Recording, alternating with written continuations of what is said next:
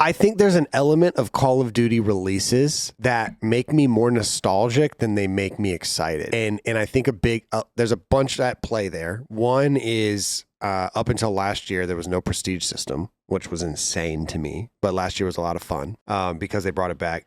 But also, I think the element of skill-based matchmaking, which, is a whole different discussion. But I also think GAs are a big part of that, where it's like, no matter how good of a Call of Duty we get, because I think Modern Warfare 3 was an amazing COD. I think it was a really the most recent one. I think it was like an amazing COD, and I think it would have. I think if that COD could strictly be played search and destroy for a long time. I think like with they added all the Modern Warfare 2 maps into the game. Like after its life cycle, they added a couple. They added some other maps into it that were like really. I think you can play Strike on Modern Warfare 3. You can play Hotel on Modern Warfare 3. Like you could make like a really good league out of just playing search and destroy in that game. Yeah, but that game comes out immediately. The snipes are banned immediately. Like there's the smokes are gone. And it's just like that stuff. I mean, don't get me wrong. I agree with you. That stuff makes it less fun to get involved with. My number one still comes down to anti-cheat. I don't care what anybody ever tells me. If you can't play the game the way we play the game, the way the pros play the game, you are gonna lose interest way faster, and it's very hard to grow. Like the watch party for champs, I think it just set like COD esports records. There is still viewership there, but there's so much room for growth because of how big Call of Duty is. Everybody knows Call of Duty, and I just don't think we capitalize on it the right way. Like we can, there's less than a handful of things to, in my opinion, make the perfect storm. It starts with the anti-cheat because it is fucking. The fact we even have to say that boggles my mind. There is no other game that has a competitive product that allows something like that to happen. If you cheat in Valorant, you are fucking gone. If you cheat in Counter-Strike, you are gone. Well, at least I think so. Not in Counter-Strike. But the thing in Counter-Strike is they allow Faceit to exist. Call of Duty would never allow a third party. Do you know what Faceit is? Faceit's, you can't cheat on Faceit, right? You cannot cheat on Faceit. That's what I'm saying. But you can cheat in like regular CS. In regular CS matchmaking, like their league play. Yeah.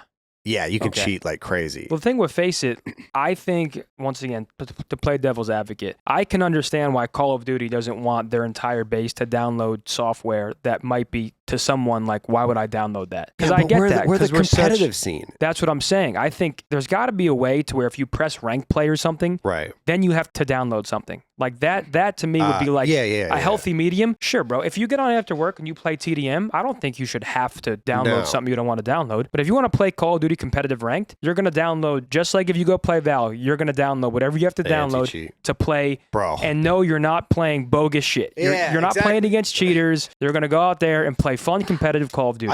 I mean, Val's cheat detective system is like the best game I've ever played with a cheat. Like, to the point where I know 5 people off the top of my head that have had to go into their computer settings to allow something to happen because the anti-cheat from Riot is so like it ingrained into your PC. It seems like that you have to like allow it to happen. And it seems like that's a hassle for a lot of games, especially a game as casual as Call of Duty. Yeah. Where it's like you don't want all the guys that are on their Xboxes. I'm telling you, it's less than a handful. It's anti-cheat. Yeah. I also think the fact that like everyone always says we need like a Call of Duty like CS. I'm like, bro, Call of Duty is not CS. Our biggest advantage is the fact that we have a new game every year. The issue is we do nothing with it. There should be a big pro tournament for a lot of money within 2 weeks of game drop every single year. That is how, when all the eyes are on us, that's how you're actually going to bring in people that may not know or may not be invested. It's like when everybody's playing Call of Duty, if there's a huge tournament with all the pros, I guarantee you people gravitate towards it more. But the issue is we don't do anything until the cycle. Everyone leaves Call of Duty. The main Call of Duty guys stay, like us. Right. And then it's just the same old, same old. We don't really do anything to market the game. And then marketing's a whole different story. Like I do think, especially with like TikTok and Instagram, there should be like a hype reel for competitive Call of Duty that says $1 million up for grabs. And then there's scrap grabbing this guy and this. Yeah. It's a 15-second reel that you put a lot of money behind because they have the money. And then some people may see that and be like, dude, I'm going to watch this. Yeah. So I think there's just so many things we missed the mark on. But once again, I feel like we could talk about this all day because it's just the same. And hopefully it changes. But we haven't seen anything ever to be like, it's going to change. I think one thing about COD is it's unfortunate that there's always one person that has that role that's like the community outreach, or like the one person that plays both sides. Because for the most part, it seems like Activision is just this faceless ghost, like fucking Snoke, like up in the clouds, and you can talk to them every once in a while through a mediator, and they give that mediator, and that person gets crucified by the public. Like when they're like, dude, Daniel Say sucks. Right. I'm like, guys, do you really think Daniel Say has a fucking say?